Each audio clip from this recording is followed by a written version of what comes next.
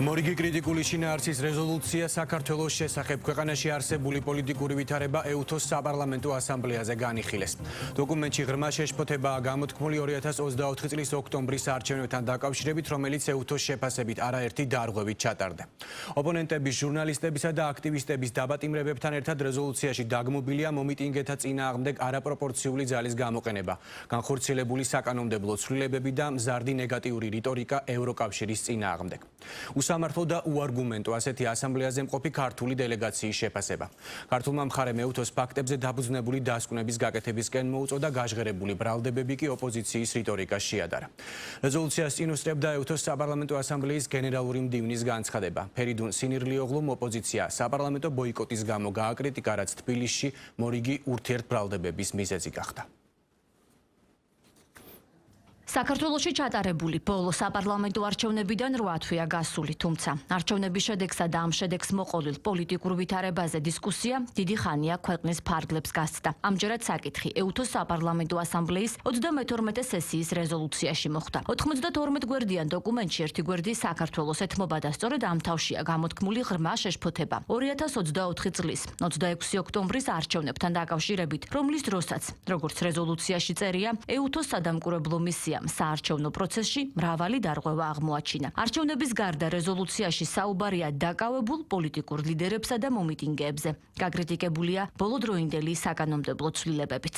ეს ჩანაწერები გავიდა თითოეული კომიტეტის ფარგლებში და ამ კომიტეტში ამერიკის დელეგაციასთან ერთად, კონკრეტულად ჯო უილსონს და რამდენიმე დელეგაციასთან ერთად, რომელიც იყვნენ სპონსორები და ავტორები ამ ჩანაწერების, ჩვენ ვნახეთ ის ცნობილი სახეები, ასე ვთქვათ, რომელიც ნაცნობია საქართველოს საზოგადოებისთვის და გაუკეთებიათ მათ არაერთი კრიტიკული უსაფუძვლო, მაგრამ კრიტიკული შეფასებები არჩევნებთან დაკავშირებით და ჩვენ ვიცით, რომ მათგან ცდილობები გრძელდება. არიან ადამიანები, რომლებსაც კონკრეტული ასე ვთქვათ პოლიტიკური ინტერესები აქვს და მათ სურთ, რომ საქართველოს ხელისუფლებაში მოვიდეს ნაციონალური მოძრაობა და მათი სატელიტები.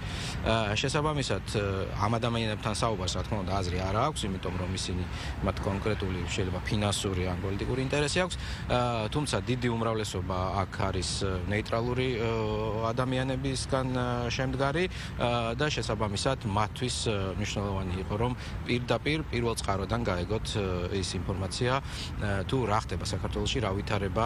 მიღებულ რეზოლუციაში მოხვედრილი კრიტიკული ჩანაწერების მიუხედავად ქართული დელეგაცია ასამბლეის 32 სესიას გარდამტეხ მომენტად მიიჩნევს, რადგან როგორც ამბობენ, ეს იყო შესაძლებლობა საერთაშორისო ასპარეზზე კიდევ ერთხელ მკაფიოდ დაეფიქსირებინათ პოზიცია არა მხოლოდ არჩევნების თაობაზე, არამედ ქვეყნის შიგნით შექმნილ ვითარებასა თუ იმ ბრალდებებზე, რომელიც მათი თქმით საქართველოს ხელისუფლების მიმართ კონკრეტული მტკიცებულებების გარეშე ისმის ქვეყნის შიგნით თუ ქვეყნის გარედან.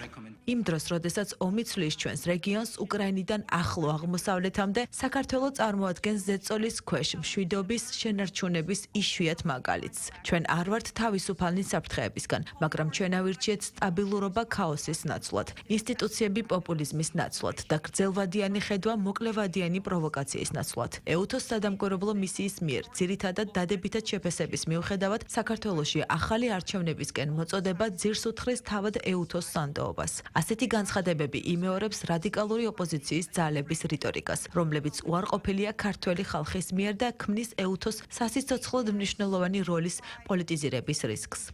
დოკუმენტის ავტორი ახსენებს მშვიდობიან მომიტინგებს. ათეულობით პოლიციელი მძიმედ დაშავდა, ერთმა მხედველობა დაკარგა. პარლამენტი ცეცხლის ქვეშ იყო. მოლოტოვის კოქტეილები და პიროტექნიკა გამოიყენებოდა კვირების განმავლობაში პოლიციელებისა და სახელმწიფო შენობების წინააღმდეგ 2024 წლის ნოემბერ-დეკემბერში. როგორ არის ეს მშვიდობიანი? უწოდებთ თუ არა ამას მშვიდობიანს, როდესაც იგივე მოხდება თქვენს ქვეყნებში? უწოდებთ თუ არა ასეთ რამეს მშვიდობიანს ალბანეთში, საფრანგეთში, გაერთიანებულ სამეფოში, სხვაგან? ამასთან დოკუმენტში ნახსენებია უკიდურესი შეშფოთება ჩინეთთან კავშირების გაძლიერების გამო. EUTOS წევრი ქვეყნების უმრავლესობას ან ძალიან კარგი ურთიერთობა აქვს ჩინეთთან, ან უკეთესი ურთიერთობა სურს. მაშინ რა არის შემაშფოთებელი, ან უკიდურესად შემაშფოთებელი საქართველო-ჩინეთის ურთიერთობებში. განსაკუთრებით საქართველოსთვის, რომელიც ცენტრალური რგოლია სავაჭრო შუადერეფანში, რომელიც აღმოსავლეთს დასავლეთთან აკავშირებს. საქართველო-ჩინეთის სავაჭრო ბრუნვა 2 მილიარდი დოლარია, პოლონეთის ბრუნვა 50 მილიარდი დოლარი, გაერთიანებული სამეფოს ბრუნვა ჩინეთთან კი 100 მილიარდ დოლარამდე აღწევს. მაგრამ რატომღაც საქართველოს 2 მილიარდი გახდა პრობლემა? ასამბლეის ზოგიერთი წევრისგან ვხედავთ, სახიფათო ტენდენციებს, სადამკვირვებლო მისიების დასკვნების უგულებელყოფას და ცრუ განცხადებებს, რაც ემსახურება ვიწრო პოლიტიკურ მათი მეგობარი პარტიების ინტერესებს. ჩვენ შემთხვევაში არჩევნების უარმყოფელები სრულიად უგულებელყოფენ ფაქტებს. კომიტეტებში ბოლოდროინდელმა დებატებმა განსაკუთრებით ჩემს ქვეყანასთან დაკავშირებულმა ნებისმიერ ნეიტრალურ დამკვირვებელს აჩვენა, რომ ქვეყნების წინააღმდეგ ბრალდებები მტკიცებულებების და არგუმენტაციის გარეშე კეთდება. დღეს თუ ეს არჩევნების შედეგების დამახინჯება, სისრულის გავრცელება და იმ ადამიანების მშვიდობიანად მოხსენება, რომლებიც პოლიციას ეგრეთ წოდებულ მოლოტოვის კოქტეილებით ესხმიან თავს, ხოლ შეიძლება ჩვენ სპილოები გვიწოდონ და უმრავლესობას ეს იარლიყი თუ მოეწონება, მაშინ შეიძლება ასეთი სისულელე რეზოლუციის ტექსტშიც მოხდეს. ეს ძალიან საშიში გზაა და ანგრევს ნდობას, სანდოობას საარჩევნო სადამკვირვებლო მისიებისადმი და ზოგადად ორგანიზაციისადმი. კრიტიკული ჩანაწერებისა თუ გამოსვლების პარალელურად ქართული დელეგაციისთვის განსაკუთრებით საყურადღებო ეუთოს საპარლამენტო ასამბლეის გენერალური მდივნის გზავნილი იყო, რომელმაც კრიტიკის ავტორებსა და ქართულ ოპოზიციას ქართულ საპარლამენტო არჩევნებთან დაკავშირებით ეუთო ოდირის მიერ მომზადებული ანგარიში შეახსენა. არჩევნებზე, რომლის მოგებასაც ოპოზიცია ეჭქვეშ აყენებს, ოდირის ანგარიში ცალსახად წერია, რომ მისი შედეგები გარკვეული ხარვეზების მიუხედავად ამ მომრჩეველთა ნებას ასახავდა. საქართველოს პარლამენტში ოპოზიციას 150 მანდატიდან 61 აქვს, ანუ პარლამენტის 40%-ზე მეტი ოპოზიციით არის წარმოდგენილი. თუმცა ოპოზიცია პარლამენტს ბოიკოტს უცხადებს.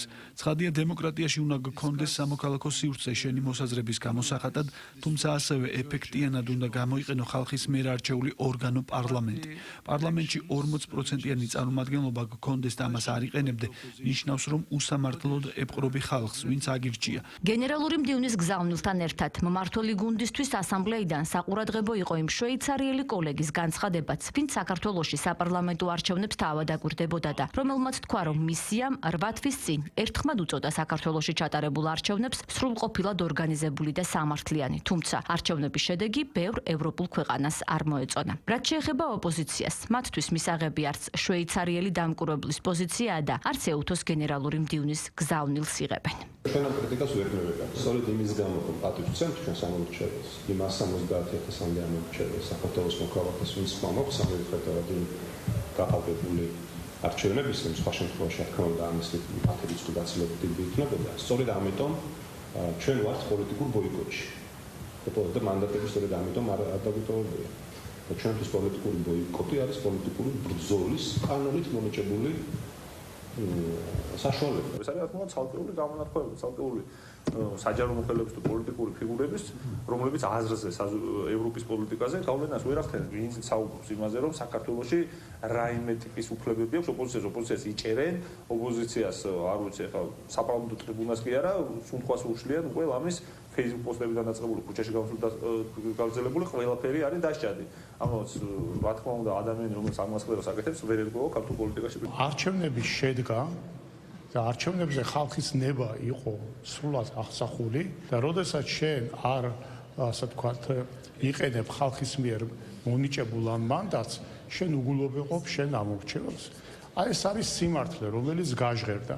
თუმცა იქვე იქნა იმ შვეიცარიელი დელეგატის მიერ აღნიშნული ერთი რამ, რომ მაშინვე გახდა ცნობილი, რომ ზოგიერთ ევროპულ სახელმწიფოებს არ მოეწონათ არჩევნების შედეგები. ჩვენ ვიცით, რა ვისაც არ მოეწონა, ხო, ვინც ჩამოდიოდა აქ და წინა საარჩევნო კამპანიას ატარებდა. პოლიტიკა, რომელიც ეგრეთ წოდებულ რადიკალურ ოპოზიციას გააჩნია, არ შეცვლილა წლების განმავლობაში. ვერც ვერაფერი დოკუმენტი მოიტანეს იმის დასამტკიცებლად, რომ რაღაც გაყალბდა, გარდა იმისა, რომ ამბობენ, რომ ადამიანებზე ზეწოლა ხდებოდა. შემდეგ კიდე რაღაც წერტილმა გამოჟონო და ასე შემდეგ. ეს სერიოზული დაფიქრების საფუძველს იძლევა. ხომ არ არის მთავარი მიზანი, რომ რაღაცა რევოლუციური პროცესი განვითარდეს და სიცხე დაიღოროს ქვეყანაში. როგორიმე ქვეყანაში დაწყებულიყო ისეთი პროცესი, რომელსაც შეუქცევადი გრევის ხასიათი ექნებოდა. ეს იყო იდეა და ამ იდეას რასაკურველია მნიშვნელოვნად აკარწყლებს ის, რაც ან შვეიცარიის პარლამენტარმა განაცხადა, ან მით უმეტეს ეუთოს პრეზიდენტმა. პოლიტიკური გზავნილების ფონზე ეუთოს საპარლამენტო ასამბლეის მიერ მიღებულ რეზოლუციაში საუბარია რეკომენდაციებზეც. თავარ რეკომენდაციად კი არსებული სიტუაციიდან გამოსავლის მოსაძებნად ყველა დაინტერესებულ მხარესთან ეროვნული დიალოგის დაწყება ამითითებული.